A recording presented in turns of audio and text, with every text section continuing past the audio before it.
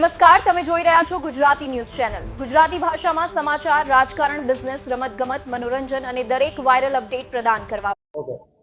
ગત 5 જાન્યુઆરીના રોજ એક સ્મીમેર હોસ્પિટલથી લિંબાયત પોલીસ સ્ટેશન ખાતે મરણ જનાર હૈદર અલી બાકર અલી નામના ઈસમનું મોત થયાનો ટેલિફોન વર્દી મળતા જેનો અનુસંધાને લિંબાયત પોલીસ સ્ટેશન તરફથી સદર મરણ જનારનું પીએમ કરાવવા માટેની પ્રોસિજર કરીને ડેડ બોડી તેના સગા ભાઈને સોંપેલ હતી.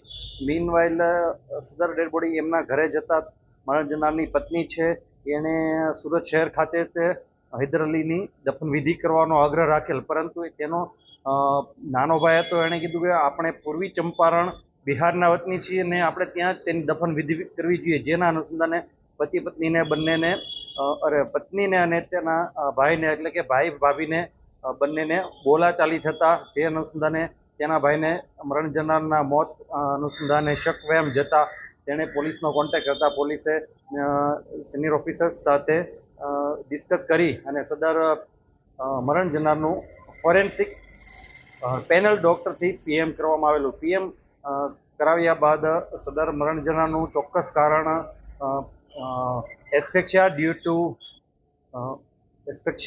Due to compression over chest and neck એટલે કે ગળું અને છાતી દબાવવાથી મરણ જનારનું મૃત્યુ થયેલ છે. જે અનુસંધાને લિંબાયત પોલીસ સ્ટેશને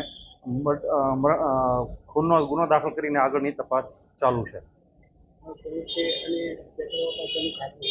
હત્યા થવા પાછળનું કારણ એવું કે મરણ જનારની પત્ની ઈશરજા એવું જણાવે છે કે મરણ જનાર છે 1 મહિના માટે મુંબઈ ખાતે મજૂરી કામ કરતો હોય ને ત્યારબાદ તે મુંબઈથી પરત સુરત શહેર ખાતે આવતો ત્યારે તેની પત્નીને શારીરિક અને માનસિક ખૂબ મોટી યાતનાઓ આપતો હોય, જેનાથી કંટાળીને મરણ જનારે તેને મારી નાખવાનો પ્લાન બનાવે. આ ન્યૂઝના રિપોર્ટર છે અરવિંદ રાઠોડ. Gujarati news channel Surat. ગુજરાતથી તમને મહત્વના સમાચાર મળતા રહેશે, માટે જોતા રહો ગુજરાતી ન્યૂઝ. ધન્યવાદ.